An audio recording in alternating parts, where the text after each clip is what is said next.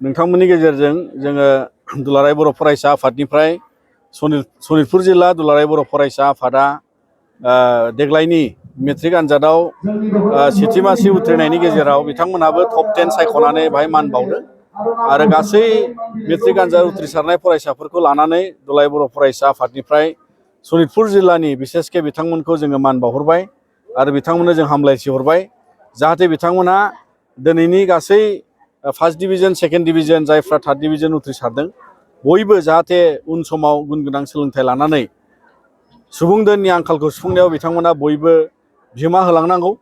आरो जाय फरायसा बिथांमोना देग्लाय मेट्रिकखौ उथ्रिनो हायासै बिथांमोनहाबो मेट्रिक आनजादखौ होफिननांगौ आरो बिथांमोना क्लास 10 नि बे फाइनाल आनजादखौ होनानै जाहाथे बिथांमोनाबो गोजौ थाखोनि सोलोंथाइ लानायाव जायगा लाहैनांगौ जों बेखौ हास्थायो मानोना दासिमबो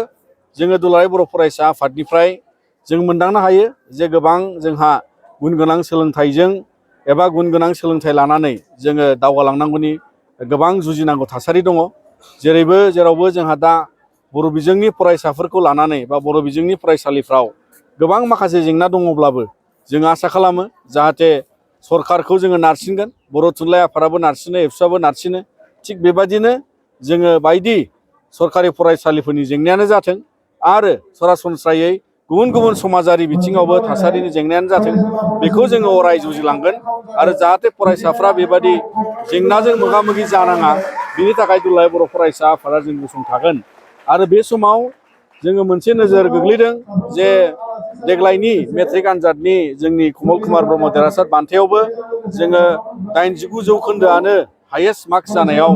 जोंहाबो माखासे मोन्दांथि आरो फोरमान नुहुरदों जेराव जोंनि समाजनि बिथिङाव जोंहा बांसिन बिबान दं होननानै जों सानदों फरायसाफोरखौ थुलुंगा होनायाव जाहाथे साबनानिफ्राय हामना रिजाल्ट खालामनो हायो आरो समाजाव गुबुन समाज बेरेखा थासारिया जायोब्ला बेफोरो बांसिन फरायसाफोरखौ खहा खालामो बिनि थाखायनो बहाबा मेला होदलानाय बहाबा मेलाजों जुवा होदलानाय बहाबा परिखा समाव बायदिसिना मेला खुंनाय बायदिसिना बेफोरबायदि थासारि लाबोनाया समाजाव जानो नाङा जों बेखौ फोथायदों जाहाथे बिनि अनगायै गथ'साफोरखौ फरायसाफोरखौ थुलुंगा होनायनि गुबुन हाबाफारि लानो हायो बेफोरखौ लानानै समाजाव मोनसे सोदोमस्रि सोरजिनांगौ आरो बेजों लोगोसे जों मिथिनो मोनदों जे गोबां फोरोंगिरिफोरखौबो लानानै सरकारनिफ्राय माने फोरोंनायनि अनगायै गुबुन खामानियाव लोब्बा खालामनायनि दारै गोबां फरायसालिफ्राव क्लास लानाय गुबुन बिथिङाव खथि जादों होननानै बिथांमोना फोरमायदों दा बेफोरखौबो सरकारा नोजोर बोनांगौ जाहाथे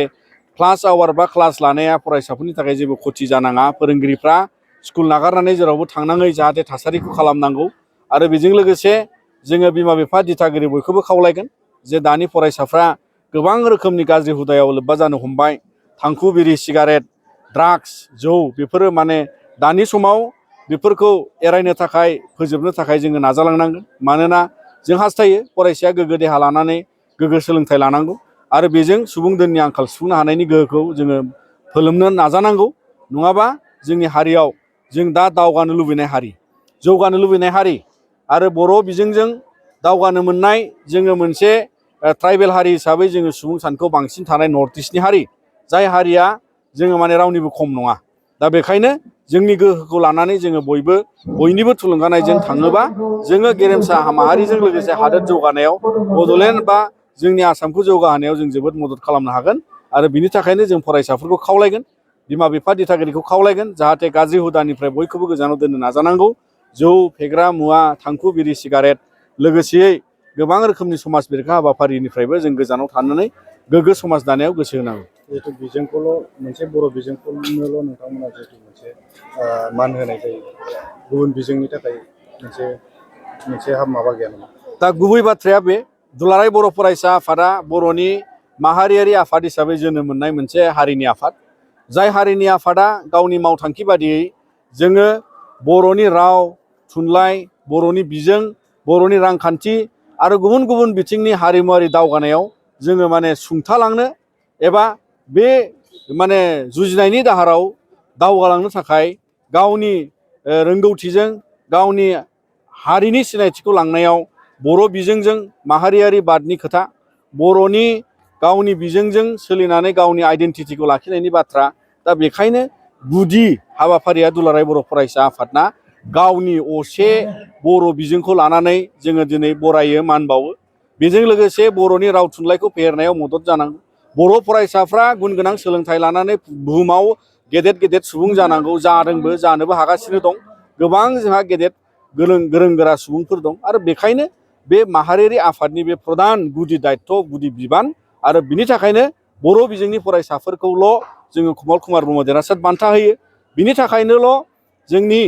माने सनितपुर जिल्लायावबो जोङो 10 सिरिनि फरायसाफोरखौ सायख'नानै मान बावदों आरो बेखायनो बे बर' बिजोंखौ लानानै हारि दावगानाय माहारि जौगानायनि जोङो गासै बेफोर बिथिंखौ माने बोजबनानै माहारियारि दोरोङारि खान्थिफोरखौ जोथोन लानांगौ। हारिया दावगानांगौ। गाव हिसाबै पृथिबियाव जुजिनानै बयबो गावनि हारिखौ लानानैसो थांनानै थानो लुबैयो। दा बेखायनो बे बर' हारिनिनो आफाद हिसाबै जोंना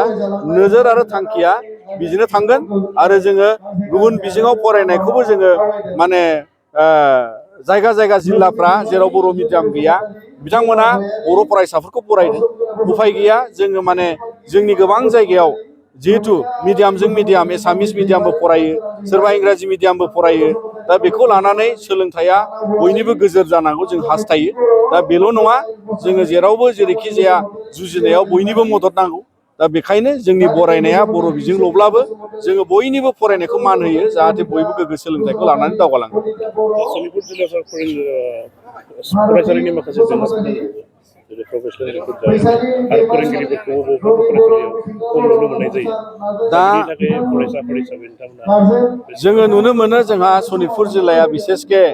जोङो high school standard ME school स्टेन्डार्डनिफ्राय जोंहा बेवहाय दाबो जोबनो रोङै मोनसे जेंनायाव जोङो थाबथानानै दं। एक नाम्बारा जाहैबाय जोंहा भेन्सार स्कुलफोरा दाबो प्रभिन्सियेलाइज जाया। बेखायनो जोंना दाबो पास पार्सेन्टेजाव जोङो सनितपुर जिल्ला हिसाबै बर' फरायसाफ्रा जि खाथिनि स्कुलाव फरायनानै मोजां रिजाल्ट खालामनो हानांगौ बेयो जोबोद खस्थ' जानानै दं। दा बेखायनो 6.3 बिटिआर रेकर्डनि उनावबो जोङो दाबो प्रभिन्सियेलाइज जानायनि आयेना बेयो माने फुरायै बाहायजानो जायाखै। बड'लेण्डआबो आयेन पास खालामनो नाजादों। दा बिनि दारै जों सरकारखौ नारसिनो अराय सम जाहाथे बे समाधाना जोबनांगौ आरो जोंनियाव सरकारि स्कुल गायसनबावनानै आरो बेखौ प्रभिन्सियेलाइज खालामनानै भेन्सारखौ गोथों लामायाव लांनानै गोग्गो सोलोंथाइ मोनहोनांगौ। बेजों लोगोसे जिहेथु गुबुन गुबुन